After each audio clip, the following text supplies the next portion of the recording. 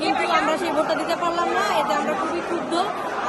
প্রশাসনের দৃষ্টি আকর্ষণ করতেছি যে অবিলম্বে যেন আমাদের এই যৌথ নির্বাচন কার্যকর করা হয় এবং ভোটারদের যে ন্যায় যে অধিকার, সেই অধিকারকে যেন আমরা ঠিকভাবে তারা পালন করে, এটাই আমার দাবি।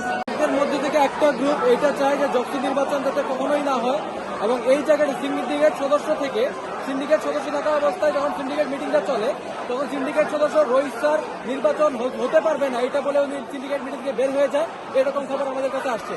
জগন্নাথ বিশ্ববিদ্যালয়ের কাছে যৌথ নির্বাচনটা এত গুরুত্বপূর্ণ, আমরা জন্মের পর থেকে এই নির্বাচনটা, এমনকি আমাদের বিশ্ববিদ্যালয়ের জন্মের পর থেকে এমন কোনো জিনিস নাই, এমন কোনো অধিকার নাই যেটা আমরা আন্দোলন সংগ্রাম না করে আমরা পাইছি। তার মানে একটা সিস্টেমেটিক বিষয়, এই সিস্টেমেটিক বিষয়টা পাওয়ার জন্য আজকে আমাদেরকে আন্দোলন করা লাগতেছে। এমনকি নির্বাচনের দিন সকালে আপনারা যে ধরনের সিদ্ধান্তটা নিলেন, কমপ্লিটলি শেখ হাসিনার মধ্যে একটা স্বৈরাচারী সিদ্ধান্ত নিচ্ছেন।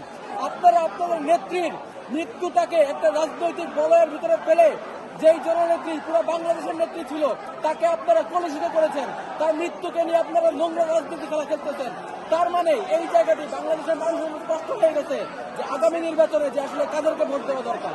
এই জায়গাটি করে অন্তত খালেদা জিয়ার প্রতি শ্রদ্ধা রেখে হইলেও আজকের নির্বাচনটা হওয়া উচিত ছিল।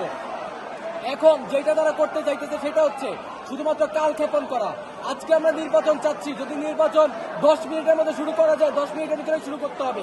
কিন্তু আজকে 2টা-3টা বেজে যাওয়ার পরে যদি একটা প্রেস ব্রিফিং বলা হয় নির্বাচন হবে, তাহলে কয়জন ভোটার ভোট দিবে? সুতরাং এই পুরো বিষয়টা একটা সাজানো একটা নাটক। পুরো বিষয়টা হচ্ছে বিএনপির একটা নাটক, পুরো বিষয়টা ছাত্র দলের যে শিক্ষকরা আছে সেই শিক্ষকদের একটা নাটক। আমরা এই ধরনের যে শিক্ষকরা আছে তাদের পদত্যাগ দাবি করি এবং এই ধরনের স্বার্থ বিরোধী যারা কাজ করে তাদের বিরুদ্ধে সুস্থির দাবি জানাচ্ছি।